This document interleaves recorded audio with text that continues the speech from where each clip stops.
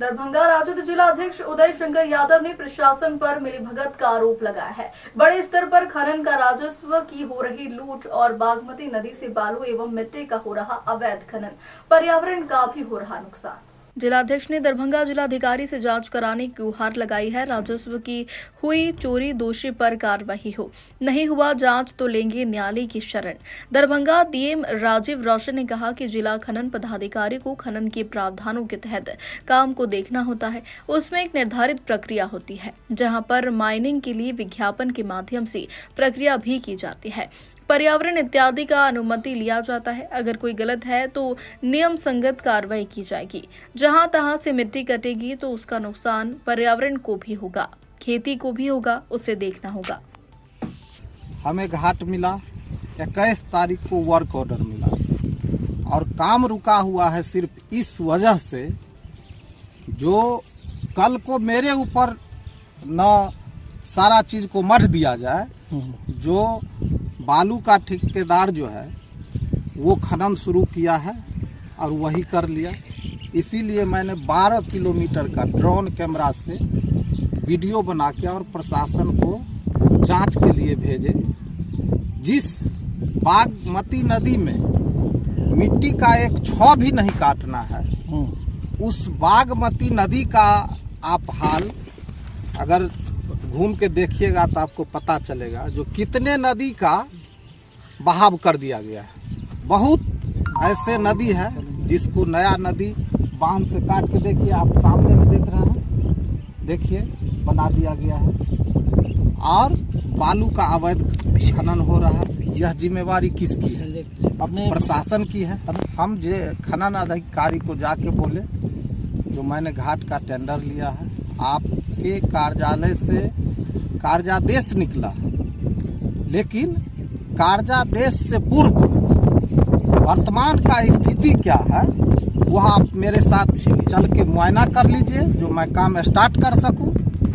लेकिन अभी तक प्रशासन इस बात का कोई जवाब नहीं दिया। अभी तो मैंने 5 लेटर 21 तारीख से पर डे एक लेटर लिख रहा हूं जो आप बालू घाट का सर्वेक्षण कीजिए।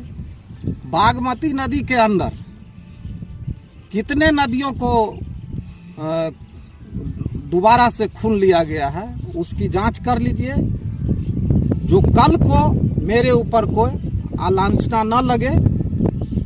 इसलिए मैं पारदर्शी रूप से उनको वीडियो करके दिया हूं, लेकिन उसकी जांच वो नहीं कर रहे। देखिए उनको मेरे साथ आना था, जब मेरा कंप्लेन था तो मेरे साथ आना था ना। अब वो किन की गाड़ी थी नहीं थी हमने नहीं देखा, लेकिन उन्हें इसका जांच करके आना चाहिए था।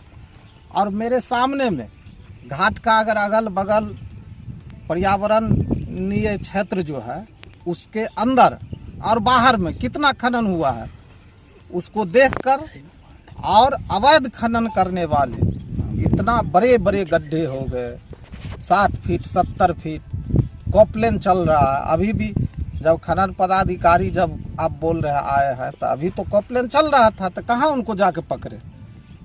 ये बागमती नदी के अंदर तो कॉपलेन या मिट्टी का खोदाई भी नहीं करना है। इसमें से तो गाद हम जो टेंडर लिए तब तो फिर हम भी ऐसे ही चलाते, तो टेंडर की क्या आवश्यकता थी। हमें लगता है जो इतना जो ये ब्रेक कर रहे हैं इस पे इसको अनसुनी और अनदेखी किया जा रहा है। इसमें प्रशासन की मिलीभगत है। बड़े स्तर पर इस खनन का जो राजस्व है उसकी लूट हो रही है, जिसकी जांच मैंने जिला अधिकारी से गुहार लगाया है। अगर नहीं करेंगे तो मैं निश्चित रूप से कोर्ट का शरण लेने का काम करूंगा।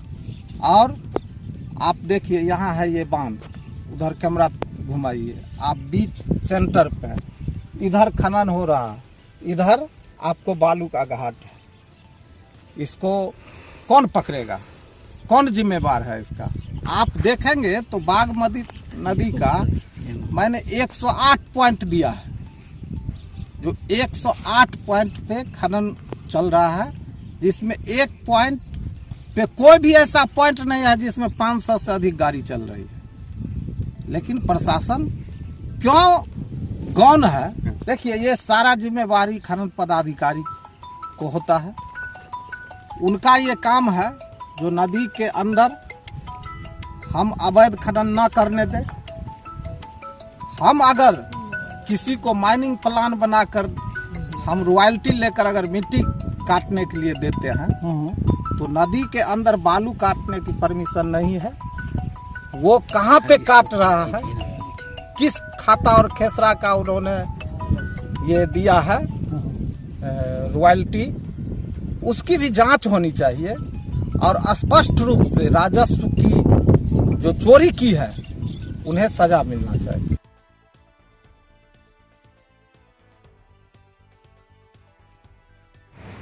जिला खनन पदाधिकारी को खनन के प्रावधानों के तहत काम हो ये देखना होता है।